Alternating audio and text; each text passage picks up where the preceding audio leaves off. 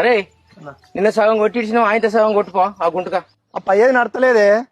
ఆ ఇళ్ళ దాని మీద పోగేసి ఆయనతో సగం కొట్టుడైంది. ఆ సగాన్ని ఆగిపోయింది నిన్న గుంటక, ఇది నడతలేదు. అయ్యో మరి నడవకుంటే ఇది అమ్మి కొత్తది కొంటే అయిపోవు కదనయ్యా. అసలే పనుల సీజన్ ఆయే. ఏందే మనకే పనికి నడతలేదా ఇది? ఇదేమనికన్నా నమ్మితే ఇప్పుడు పని చేస్తా అదే కోతకే కదనే వాడు కొనుక్కపోయేది. కోతకమ్ము అంటేనే మన దొడ్లే బుట్టి పెరిగిందే, నా చిన్న బిడ్డ పుట్టినప్పుడు పుట్టిందే ఇది. దీన్ని నమ్మితే వాడు కోతకు కొంటే ఇంత కష్టం చేసిన దాన్ని కోతకమ్మల్ని నేను పని చల్లకుండా పని అందకుంటే ఇంకో జత తెత్తా. ఇది మన రెక్కల్ల బొక్కల్ల మేలిందే. మనం ఎంత కష్టం చేసినో మనకన్నా ఎక్కువ కష్టం చేసిందే ఇది. మనం ఇంత పంట పండించేది మనం చేస్తేనే నానే. ఈ రెండు ఎంత కష్టపడతానే మన లెక్క.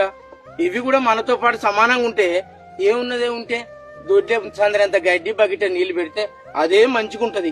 మనం ఉన్నంతసేపు మన ఎడ్లు మన ఇంట్లోనే ఉండాలనే. ఎందుకు అమ్ము అంటానే ఎందుకే? మన పిల్లలను చదివిస్తానం అంటే వీటి దయేనే. ఇవి రెక్కలు బొక్కలు చేసుకుని మన కోసం ఎంత కష్టపడతానే ఇవి. మీకు ఏమేరిగానే ఆడోళ్లకు ఈ ఎడ్లకున్న మాకున్న సోబతి. ఇది నా అన్న, నా తమ్ముడు, నా బిడ్డ, నా కొడుకు లెక్క చూడు ఎంత ముద్దుకుంటాందో. ఇట్లుంటే ఆయన ఎడ్ల వాళ్ళ దగ్గర తమ్మి ఇదిగా మెల్లమెల్లగా నడిచేంతసేపు కట్టరా, లేకుంటే ఇడిచి ఆడకు పక్క కట్టేయి. ఇంకో కొత్త జత తెచ్చినాకనే ఇదంటే తమ్మి మన దొడ్డ పుట్టింది. గాని అదైతే బాబు బెజ్జం కంగట్ల తెచ్చిండ్రా. అది తెచ్చి 12 ఏళ్ళు అవుతుంది. చూడరా వీటి ఎంత ముద్దుగా కలిసిందిరా జత.